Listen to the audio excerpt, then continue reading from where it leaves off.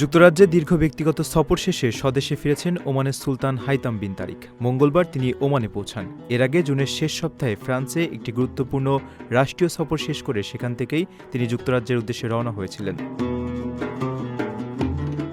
গত জুনের শেষের দিকে ফ্রান্সের প্রেসিডেন্ট ইমানুয়েল ম্যাক্রোর আমন্ত্রণে প্যারিস সফর করেন ওমানের সুলতান। সেই সফরে দুই দেশের মধ্যে বিভিন্ন গুরুত্বপূর্ণ খাতে পারস্পরিক সহযোগিতা বৃদ্ধির বিষয়ে আলোচনা হয়। অত্যন্ত ফলপ্রসূ এই কূটনৈতিক ও রাষ্ট্রীয় সফর শেষে ২৯ জুন প্যারিস থেকে সরাসরি যুক্তরাজ্যে ব্যক্তিগত সফরে পাড়ি জমান সুলতান।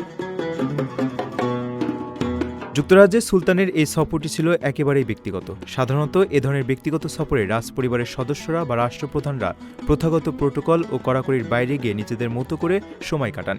এ সময় তারা নিজেদের ব্যক্তিগত বাসভবনে অবকাশ যাপন, পরিবার ও ঘনিষ্ঠজনদের সঙ্গে একান্ত সময় কাটানো এবং নিজস্ব শখের পেছনে সময় ব্যয় করে থাকেন।